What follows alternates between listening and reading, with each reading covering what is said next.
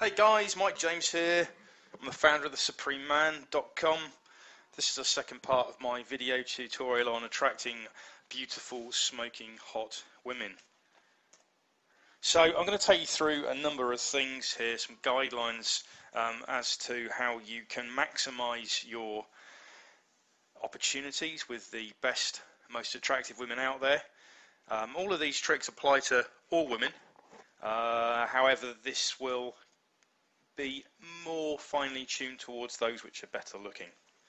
So I'll go over some social status tricks, or at least how you can engineer your social status, what's important about your outcome and agenda, how you can turn the tables on the women you are attracting or approaching, and what's important about the rapport aspects and how you can escalate before closing. So from a social status perspective, this fundamentally isn't really that important when it comes to, beyond the approach and the initial attraction. However, if you engineer your social status correctly, it's very useful for getting noticed and for opening the best looking women out there.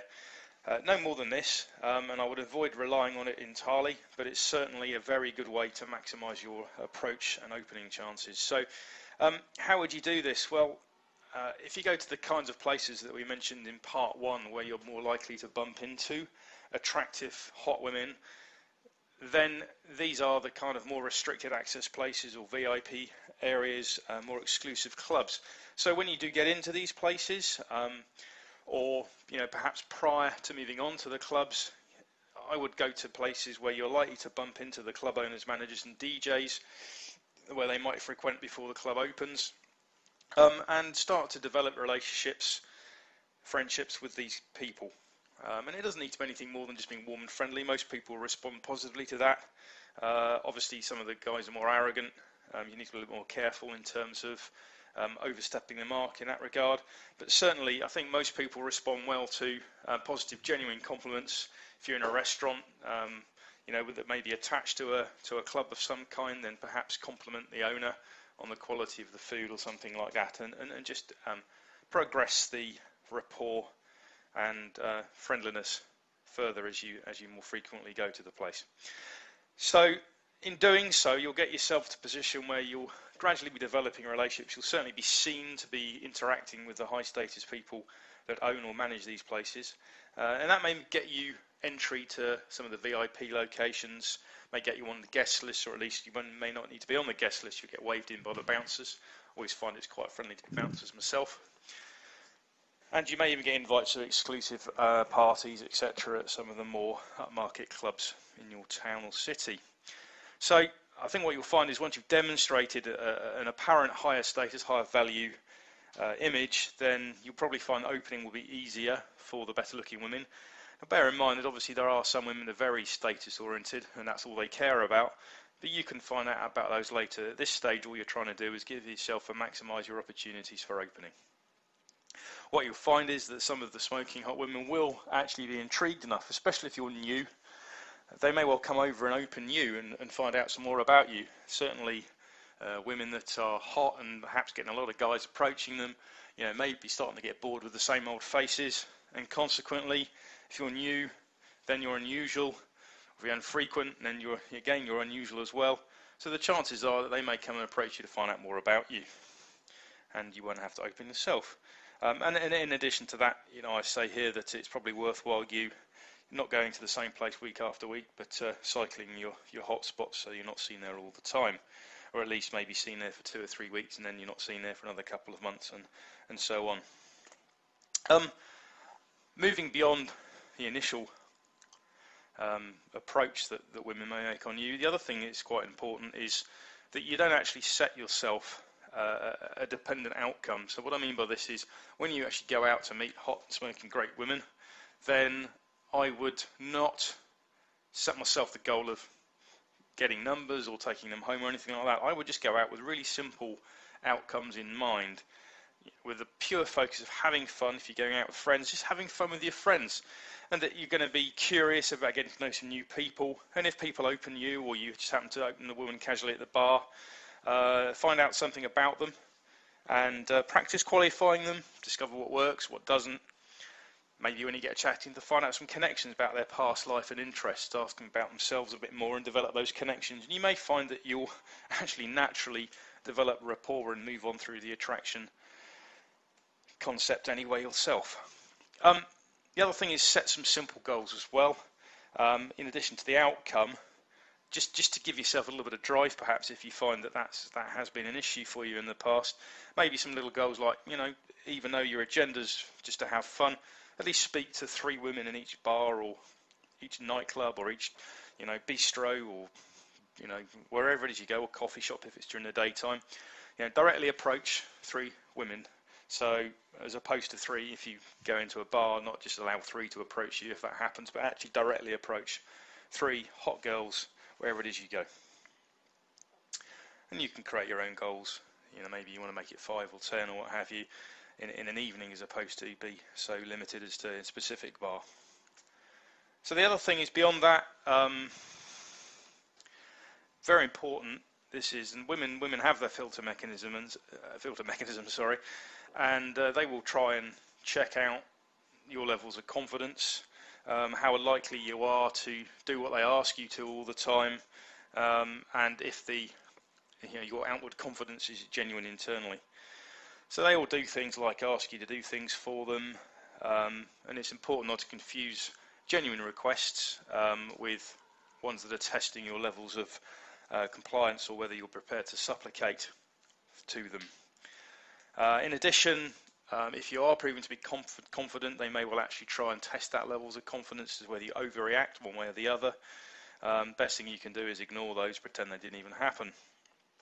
So these filter mechanisms, well, what you want to try and do is turn these around on them. So if you actually find she's teasing you, just ignore it, and maybe turn around and say, "Oh, are you flirting with me now?" or something along those lines, just to give her a little bit of a test back.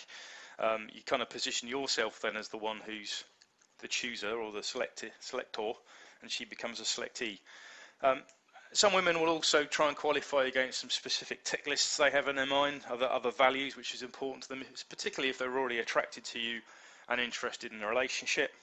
So very much you just smile and maybe add a little bit of intrigue, because you wanted to keep asking those kinds of questions. You certainly don't want to fail them, but be aware that they'll ask you those. And also switch it around on them, obviously by spotting their tests, as I said before, and teasing them when you pick those tests up. If you'll know when you failed the test, because you'll see a response from her, a change in state perhaps, and you may feel yourself, why did I do that? Why did I say that? In addition, very important here, start qualifying them, asking them about their qualities and their characteristics, and what's the most rewarding thing they've done this year, what goals do they have. Try and give them the sense that you're qualifying them against some specific tick list of your own, and see if she'll start trying to jump through. If she starts trying to validate herself against those tick lists, then you know already that she's definitely attracted to you.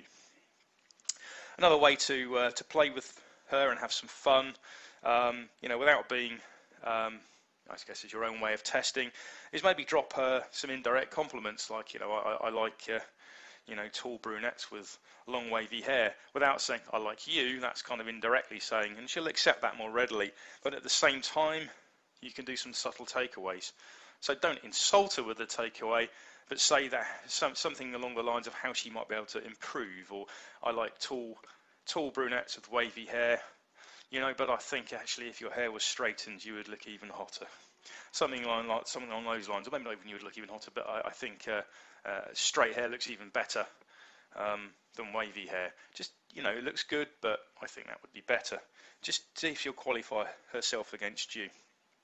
So the next aspect, again, aside from the kind of initial tests and attraction side of things, is the rapport. Once you've got past some of those tests, then she may start to discuss some more details, ask you some more detailed questions. I mentioned about the value, she'll be asking some stuff there. So this is where you kind of start moving into kind of developing rapport and connection. There are 2 aspects of rapport in my view. There's a bit more than this, but on a simple level, there is the non-verbal interaction in terms of the position that the 2 of you take in a conversation. Invariably, any conversation, you may have 2 people taking different roles. One may be dominant, one may be submissive, or both could be equal. One might be slightly dominant, one might be equal. It will really depend on your own default positioning and whether or not you're flexible with moving your level of dominance and submission according to the circumstances. However, really important to remember that the very hottest women respond very well, get very attracted, and to the extent that this has happened to me, where I've just gone in with purely a dominant vibe. I've been, almost hyper dominant, and I've had women approaching me, flirting with me, trying to prove themselves to me, women kissing me before I've barely said a word, just because I've had a hyper dominant state about me. Doesn't mean aggressive, doesn't mean arrogant, just hyper dominant. They respond well to it in many cases. But see how you're getting responses when you're interacting with these women and adjust accordingly. If she isn't responding to the dominant vibe, then drop it down to a little bit more equal with a hint of dominance. I wouldn't go to submissive unless you want to take more of a female role in any kind of relationship you have. Most women, especially the hottest ones, want to be treated as a feminine, and therefore you need to take that masculine, more dominant role.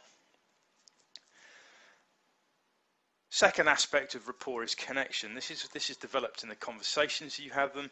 So when you're chatting and she's trying to find out about whether you meet her values, you're trying to find out about her qualities and characteristics, maybe ask her some things about her past, what she did as a child, what her interests were, why is it that she has this career or this particular interest, what is it that she finds most rewarding about it, and try and find out some of her values. And then you can perhaps associate she'll start talking about her experiences.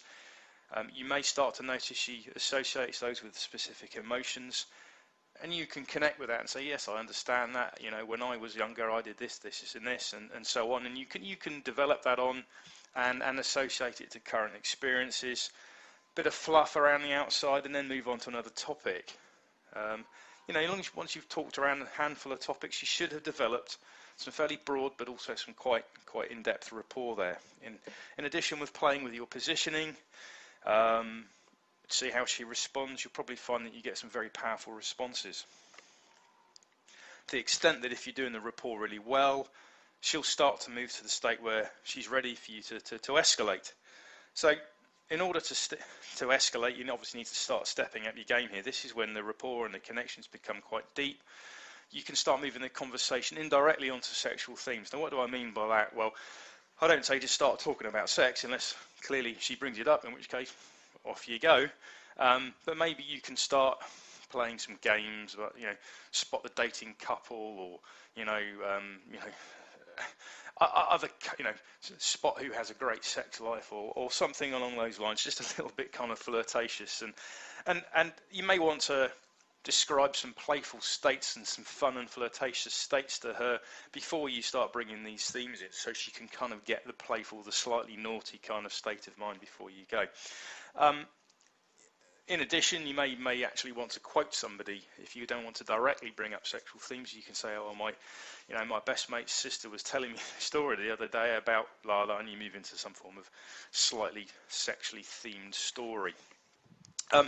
In addition, if she looks like she's starting to respond, lean into you and talk to you more, you can maybe start touching her, just stroke her arm gently, and then maybe move your hand away, or hold her hand for a few seconds and then just longer than what would be normal, and then just take it away. And you'll probably start to spot, if this is all working and she's ready to escalate further, she'll start to access emotional thoughts a little bit more. You'll be able to spot that by the fact she'll be looking down. She may not be able to hold a look in your eye. She'll look from your eyes to your lips and then back to your eyes again. At that point, you can probably start doing the same with her. And if you see her responding, lots of looking down, looking at your eyes and lips, she's definitely ready to be kissed. And then, when you make your move, be assertive and persistent. Okay, women aren't interested in guys that kind of fluff around when it comes to moving for a kiss. Grab her, firmly kiss her. If she turns her cheek, fine, that doesn't mean she's rejected you, it just means that she's playing a little bit hard to get. Give it another minute and try again. If she rebuffs you a second time, then you maybe need to go back to the rapport cycle, maybe go through some other stuff a little bit more, fractionate is the terminology, move back to lighter conversation, and then build the rapport again, move back to some sexual themes, and then start escalating. Once you've done that a couple of times, if she hasn't responded immediately, I can tell you that, 2 or 3 times she'll be absolutely ready for you to escalate. And in order to close, you probably need to give her some acceptance. Like if you do actually manage to kiss her, something which works pretty well is just saying, "You're a fabulous kisser." And then direct compliments at this stage are really, really quite good, and maybe a subtle, if you're kissing her quite a lot, you might be able to suggest something along the lines of, "Well, maybe we should go somewhere else where you can, talk a little bit more privately," or "What do you imagine we can do to go and have some company somewhere quiet," or something along those lines. So using phrases like "how" and "what do you imagine," what would have to happen if, these kinds of things are all force her subconscious to ask the kind of question, and she has to then visualize what would happen. And if she's ready, then you should probably suggest going home, or maybe go to a quieter bar where you can sit down and talk in more detail and carry on making out. So guys, that's enough for today. What do you want to do next? Well, if you follow the link beneath this video, it'll take you to 2 aspects here. Obviously, if you're following this video on the blog, you'll see there's a link through to Josh Palisa's 7 Psychological Secrets for Attracting Women. This is Tao of Badass, something that is a very, very similar concept to my own background, and I think there are some very good sneaky under the radar tricks you can learn by checking out Josh's product. In addition, if you're interested in a live online training in conjunction with some VIP coaching, then click the link for the workshops to find out some more. Anyway, this is Mike James checking out. I'll speak to you soon.